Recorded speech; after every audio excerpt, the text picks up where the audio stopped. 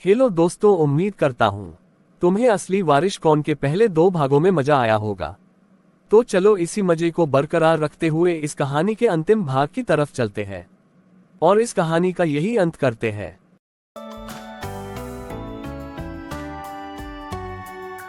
तो दोस्तों, जैसा कि आप जानते हो, ये कहानी एक किसान से शुरू होती है जिसके 2 बेटे थे और वह उनकी परीक्षा लेता है ताकि देख सके कि उसके दोनों बेटे उसके खेतों और उसकी संपत्ति का ख्याल रखने के काबिल है या नहीं। मगर कहानी के पहले भाग में उसका छोटा बेटा दीपक जीता और कहानी के दूसरे भाग में उसका बड़ा बेटा बबलू जीता। अब कहानी के तीसरे और अंतिम भाग में कहानी में एक ट्विस्ट आता है।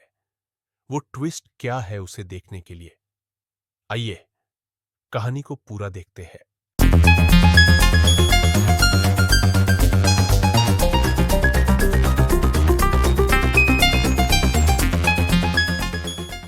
तो दोस्तों, कहानी शुरू होती है। किसान दिन रात यही सोचता रहता है कि कैसे पता किया जाए कि उसका कौन सा बेटा उसकी संपत्ति का असली वारिश है, क्योंकि दोनों ही एक परीक्षा जीत चुके थे। अगर वो किसी एक को संपत्ति देता है तो दोनों बेटे एक दूसरे के दुश्मन बन जाएंगे। कुछ दिनों बाद पास के गांव में एक भीषण अकाल पड़ जाता है।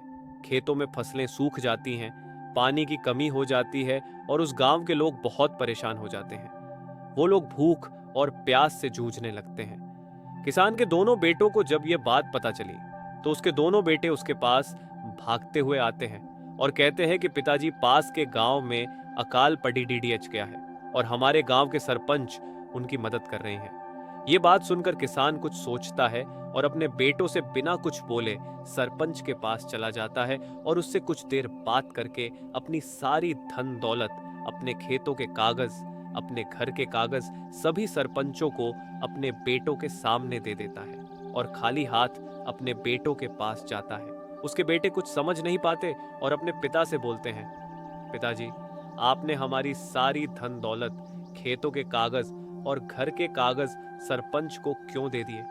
क्यों आपने हमने सड़क पर ला दिया?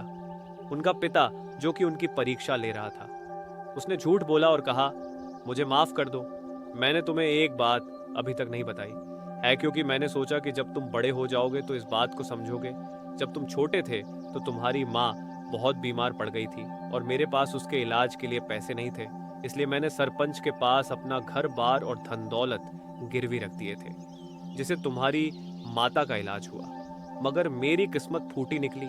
मैं तुम्हारी माँ को नहीं बचा पाया और ना ही सरपंच का कर्जा उतार पाया। अब तुम समझदार हो चुके हो तो मैं इस कर्ज से छुटकारा पाना चाहता था, इसलिए मैंने सब कुछ सरपंच को दे दिया।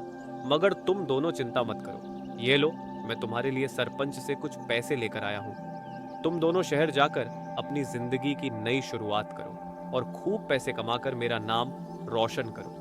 किसान ऐसा कहकर उनको पैसे देकर जाने लगता है। तभी उसके दोनों बेटे बोलते हैं, पिताजी, आप किधर जा रहे हो? आप भी हमारे साथ शहर चलो। मगर किसान उनके साथ जाने से मना कर देता है और कहता है कि मैं नहीं जा सकता। तो उसके बेटे उससे पूछते हैं कि आप हमारे साथ क्यों नहीं जा सकते? तो किसान कहता है, जो पैसे मैं तुम्हारे लिए लाया हूं उनको चुकाने के लिए मुझे सरपंच के यहाँ पर नौकरी करनी पड़ेगी। वह इतना कहकर वहां से चला जाता है। किसान के दोनों बेटे बबलू और दीपक आपस में बातें करते हैं और उसका बड़ा बेटा बबलू कहता है, दीपक, ले, मेरे पैसे भी तू ले ले और शहर चला जा। वहां जाकर नया कारोबार चालू कर, मुझे पिताजी के साथ गांव में ही रहना है। ऐसा कहकर वह अपने पैसे भी दे देता है। फिर दीपक कहता है, नहीं भाई, आप चले जाओ, मुझे नहीं जाना। ऐसा कहकर दीपक बबलू को सारे पैसे दे देता है। दोनों भाई काफी समय तक ऐसे ही एक दूसरे से कहते रहते हैं। जब दोनों के पास उनकी बात का कोई हल नहीं निकलता तो दोनों ही अपने पिताजी के पास रहने का फैसला करते हैं। वो अपने पिताजी के पास जाते हैं और वह सारे पैसे उन्हें वापस दे देते हैं जिनको किसान सरपंच से मांग कर लाया था। वह अपने पिताजी से कहते हैं कि पिताजी, हम दोनों में से कोई भी इस गांव को और आपको छोड़कर नहीं जाना चाहता। हम यहीं रहकर आपके साथ मेहनत करेंगे और अपना सब कुछ सरपंच से वापस लेकर आएंगे। ऐसा कहकर वो दोनों वहां से चले जाते हैं। दोस्तों, किसान के दोनों बेटों ने यह सही किया या गलत, आप हमें कमेंट करके बता सकते हैं। कहानी में आगे चलते हैं। किसान अपने बेटों के मुंह से यह बात सुनकर बहुत खुश हो जाता है और वह तीनों खुशी खुशी रहने लग जाते हैं। कहानी यहीं खत्म हो जाती है। तो दोस्तों, अब आप सब सोच रहे होंगे कि कहानी तो खत्म हो गई, मगर इसमें ट्विस्ट कहाँ था?